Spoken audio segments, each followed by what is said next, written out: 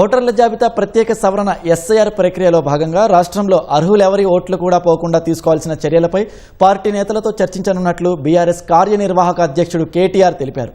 ఎస్ఐఆర్లో భాగంగా రాష్ట్రంలో 74 లక్షల ఓట్లు పోతున్నాయని, మరో 60 లక్షల ఓట్లు కూడా అభ్యంతరాలు ఉన్నాయని అంటున్నారని పేర్కొన్నారు.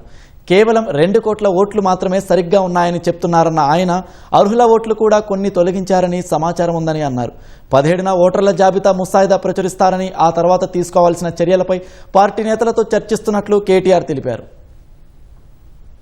చూస్తే కేవలం 2 కోట్ల ఓట్లు మాత్రమే ఇప్పటికీ ఎస్ఐఆర్ ప్రక్రియ ముగిసిన తర్వాత మరి కరెక్ట్గా ఉన్నాయి. మిగతా అంతా కూడా కొన్ని పోయే అవకాశం ఉంది, కొన్ని తప్పుల తడకగా ఉన్నాయని చెప్పి ఎలక్షన్ కమిషన్ చెప్తా ఉన్న సమాచారం.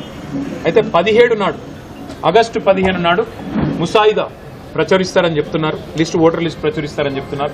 ఆ రోజు తర్వాత ఏం చేయాలి అనే దాని మీద జిల్లాల వారీగా సమావేశాలు పెట్టుకోవాలనుకున్నాం. జిల్లాల వారీగా మా నాయకత్వంతో, అట్లాగే మా లీగల్ సెల్తో కూడా కూర్చున్నాము. న్యాయ నిపుణుల సలహాలు కూడా తీసుకుని ఎట్లా అర్హుల ఓట్లు పోకుండా ఎట్లా చూసుకోవాలి, ఏ ఒక్క అర్హుడి ఓటు కూడా పోకుండా ఎలా చూసుకోవాలి, ఎవరికైతే అన్యాయం జరిగే పరిస్థితి ఉందో వారికి న్యాయం ఎట్లా చేయాలి, వారి ఓట్లు పోకుండా ఎట్లా చూసుకోవాలనే దాని మీద కూడా మరి వాళ్ళ కొంతసేపు న్యాయ నిపుణులతో కూడా మాట్లాడుకున్నాం. మరి 13, 14 తారీఖుల్లో కొన్ని సమావేశాలు పెట్టుకోవాలనుకున్నాం. పెద్దలు కేసీఆర్ గారితో ఒకసారి మాట్లాడిన తర్వాత ఆ సమావేశాల యొక్క మరి సరళి కూడా వెల్లడిస్తాము.